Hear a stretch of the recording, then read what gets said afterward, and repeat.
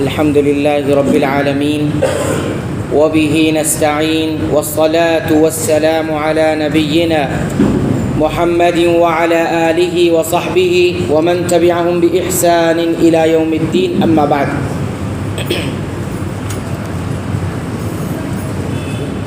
رسول اکرم صلی اللہ علیہ وسلم کے فرمان کے مطابق اسلام کی بنیاد 5 ستونوں پر رکھی گئی ہے. اس سے یہ معلوم ہوا کہ یہ 5 چیزیں جس کے اندر نہیں ہوں گی گویا اسلام اس کے اندر باقی نہیں ہے.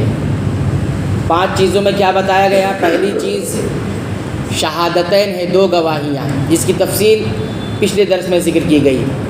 اور اسی طرح 4 چیزیں کیا ہیں؟ پہلی چیز 4 چیزوں میں وہ ہے صلاۃ قائم کرنا، یعنی نماز ادا کرنا. دوسری روزے رکھنا. تیسری حج کرنا. اور چوتھی رمضان کے روزے رکھنا اور حج کرنا اور اسی طرح روزے رکھنا اور صلاۃ قائم کرنا. یہ 4 چیزیں ہو گئی. تو گویا اسلام ایک عمارت ہے اور اس عمارت کے 5 ستون ہیں. ایک ستون گویا بیچ میں ہے اور 4 ستون 4 کونے پر ہے. اور اس حدیث سے ہم نے کئی ایک باتیں پچھلے درس میں سیکھی تھیں. بنیادی طور پر 6 باتوں کا ذکر کیا گیا تھا. 7ویں بات اس حدیث سے ہمیں یہ معلوم ہوتی ہے کہ صلاۃ کے بارے میں اللہ کے نبی صلی اللہ علیہ وسلم نے یہ کہا کہ صلاۃ قائم کرنا، نماز قائم کرنا. نماز قائم کرنے کے لیے اور بھی الفاظ استعمال ہو سکتے تھے، قرآن کے اندر بھی اور حدیث کے اندر بھی، لیکن آپ دیکھیں گے زیادہ تر الفاظ جو استعمال ہوئے ہیں وہ اقامت کے الفاظ استعمال ہوئے ہیں. اقیم الصلاۃ، نماز قائم کرو. یہ نہیں کہا کہ اس نماز پڑھو. تو نماز ادا کرنے پڑھنے میں اور نماز قائم کرنے میں فرق کیا ہے وہ آج سمجھنا ہے. تو سب سے پہلی چیز نماز کی عظمت اور اہمیت یہ ہے کہ یہ اسلام کے 5 ستونوں میں سے ایک ستون ہے. اگر کسی نے 4 ستون مکمل کیے ہیں لیکن ایک ستون مکمل نہیں کیا تو اس نے عمارت کو کمزور کر دیا. تو نماز کو قائم کرنا کیا ہوتا ہے؟ علماء نے اس کی تفسیر کرتے ہوئے کہا ہے کہ نماز کے 2 حصے ہیں، صلاۃ کے 2 حصے ہیں. ایک حصہ ظاہر ہے جو نظر آتا ہے اور ایک حصہ باطن ہے جو نظر نہیں آتا، جس کا تعلق دل سے ہے. تو دونوں کو سامنے رکھنا ہے پھر صلاۃ قائم ہو سکتی ہے. پہلے دیکھیے جو ظاہر ہے وہ کیا ہے. کہتے ہیں نماز کو ظاہری طور پر قائم کرنے کا مطلب یہ ہے کہ نماز کی جتنی شرطیں ہیں اس کو پورا کرنا، نماز کے جتنے ارکان ہیں اس کو مکمل کرنا اور نماز کے جتنے واجبات ہیں اس کو پورا کرنا. شرطیں پورا کرنا، ارکان پورا کرنا اور واجب چیزوں کو پورا کرنا. اگر میں کسی سے پوچھوں نماز کی کتنی شرطیں ہیں، ہو سکتا ہے کسی کو معلوم نہ ہو. اگر میں پوچھوں نماز کے کتنے ارکان ہیں، ہو سکتا ہے کسی کو معلوم نہ ہو. اگر میں پوچھوں نماز میں کتنے واجبات ہیں، ہو سکتا ہے معلوم نہ ہو. میں ہو سکتا کہہ رہا ہوں اس لیے کہ اس نے ظن رکھ رہا ہوں، اچھی امید رکھ رہا ہوں کہ معلوم ہوگا. تو جس چیز کا علم نہیں ہے تو وہ چیز پورا کیسے کریں گے؟ نماز کی شرطیں 9 ہیں، نماز کے ارکان 14 ہیں، اسی طرح واجبات بھی ہیں. تو یہ فرق رکھنا ضروری ہے اور معلوم کرنا ضروری ہے. ان چیزوں کو اگر ظاہری طور پر آپ پورا کریں گے تو نماز کو قائم کرنے کا ایک حصہ مکمل کریں گے. دوسرا حصہ نماز کا کیا ہے؟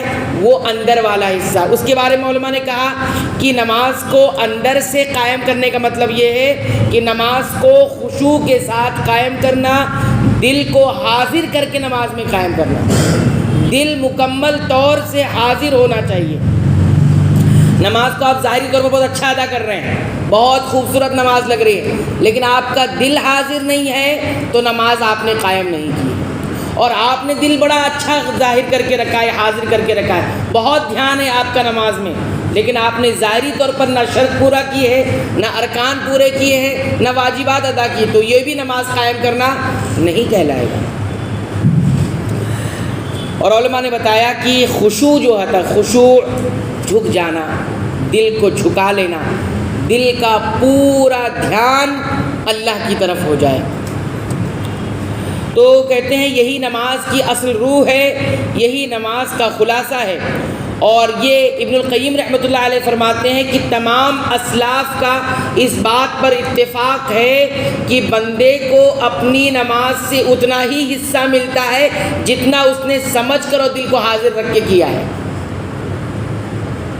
صلاۃ کا، نماز کا بندے کو اتنا ہی حصہ مل جاتا ہے یا لکھا جاتا ہے جتنا اس نے نماز کو سمجھا ہے اور دل کو حاضر رکھ کے پڑھا ہے، ورنہ باقی چیزیں لکھی نہیں جاتی ہیں۔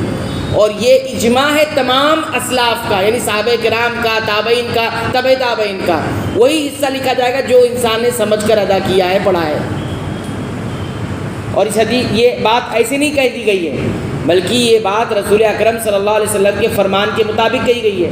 آپ صلی اللہ علیہ وسلم نے ایک موقع پر فرمایا کہ انسان نماز پڑھ کر چلا جاتا ہے گھر پہ، ہم اور آپ نماز پڑھ کے چلے جاتے ہیں نا، نماز پڑھ کے چلے گئے باہر سڑکوں پر، گھروں میں، ہوٹلوں میں، کہیں بھی چلے گئے، کہتے ہیں نماز پڑھ کے چلا جاتا ہے انسان، ہوتا کیا ہے، کچھ لوگوں کی نماز کا 10واں حصہ لکھا جاتا ہے، صرف 10واں حصہ لگا، یعنی پوری نماز کا 10 حصہ کریں گے تو ایک حصہ لکھا گیا، کچھ لوگوں کا 9واں حصہ، کچھ لوگوں کا 8واں، کچھ لوگوں کا 7واں، کچھ لوگوں کا 6واں، کسی کا 5واں، کسی کا 4واں، کسی کا 3واں، کسی کا آدھا حصہ، اور کسی کا اس طرح سے لکھا جاتا ہے۔ کیا معلوم ہوا؟ معلوم یہ ہو کہ نماز پڑھ کے جانے والے سب جاتے ہیں نماز پڑھ کے، لیکن لکھا سب کا مکمل نہیں جاتا۔ کیوں؟ کیونکہ اس نے صلاۃ کو قائم نہیں کیا ہے، صلاۃ کو قائم نہیں کیا۔ قائم ہونے کا مطلب یہی ہوتا ہے۔ حضرت علی رضی اللہ تعالیٰ عنہ کے بارے میں آتا ہے، ہم کتنے پیچھے ہیں وہ دیکھیے، وہ جب وضو کرنے لگتے نا ان کا چہرہ سرخ ہو جاتا تھا، نماز کے لیے جب وضو کرتے تھے تو ان کا چہرہ سرخ ہونے لگتا تھا۔ لوگوں نے کئی بار دیکھا ان کا چہرہ کیوں سرخ ہو جاتا ہے، پوچھ لیا کسی نے کہ آپ کا چہرہ اتنا لال کیوں ہو جاتا ہے وضو کرتے وقت؟ تو کیا کہتے تھے؟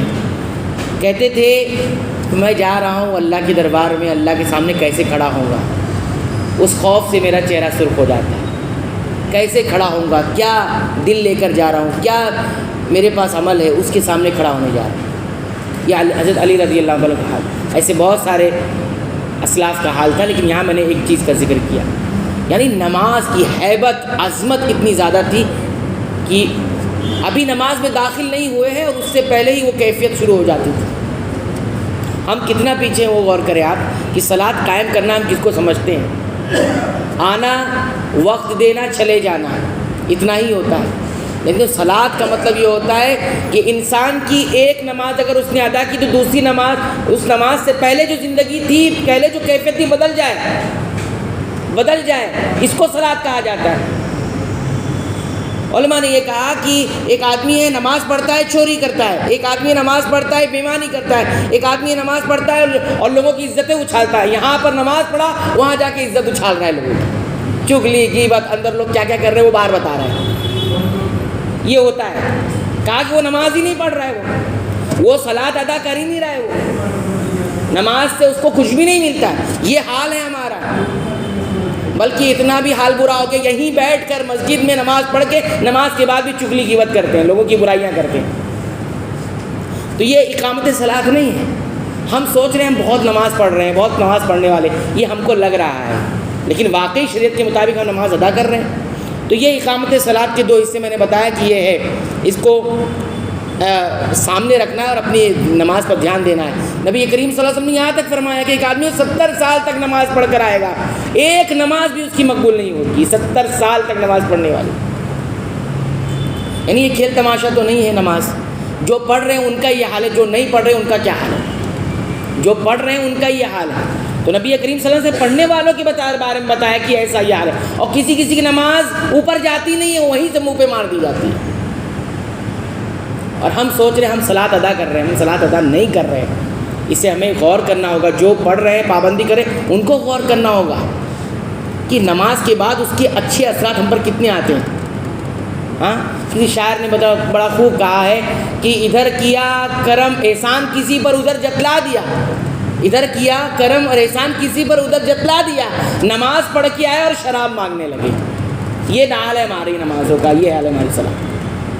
تو یہ غور کرنے کی چیز ہے کہ صلاۃ اس کو نہیں کہتے کہ آدمی نماز پڑھ کے جائے اور باہر چغلی غیبت شروع کر دے، شور شرابے کرنا شروع کر دے. یہ صلاۃ نہیں ہے. صلاۃ انسان کو برائیوں سے، بے حیائیوں سے روک دیتی ہے. جو نماز آپ کو بے حیائی سے نہیں روک رہی، بے ایمانی سے نہیں روک رہی، چغلی غیبت اور اس سب چیزوں سے نہیں روک رہی ہے، تو آپ خود اندازہ لگائیں ہم کیا بھیج رہے ہیں اوپر، جا ہی نہیں رہا ہے اوپر. تو صرف صلاۃ کا معاملہ ہمارا اتنا بگڑا ہوا ہے اور ہم سوچ رہے ہیں ہم بہت بڑے دیندار ہیں. یہ ہم کو شیطان نے لگایا ہوا ہے کہ بہت بڑے دیندار ہو آپ، ٹینشن نہیں لینے کی. ٹینشن نہیں لینے کا یہ شیطان لگایا ہوا ہے. ٹینشن لینے کا آخرت کا تو ٹینشن ہے، اور کس کا ٹینشن ہے ہم کو؟ دنیا کی ذمہ داری تو اللہ نے لے رکھی ہے، وہ تو ہم کریں گے کون؟ یہ اعتبار سے کون ہے جو کماتا نہیں ہے؟ کون ہے جو کماتا نہیں ہے؟ سب کو فکر لگی ہوئی دنیا کی. ٹینشن تو آخرت کا لینا ہے، کیونکہ وہ اختیار ہمارے ہاتھ میں اللہ نے ہم کو دے رکھا ہے. دنیا کا اختیار تو اللہ نے اپنے ہاتھ میں رکھا ہے، صرف کوشش کرنا ہے بس. باقی مکمل اختیار آخرت کا ہمارے ہاتھ میں ہے. یہ اللہ تعالیٰ کا عدل ہے.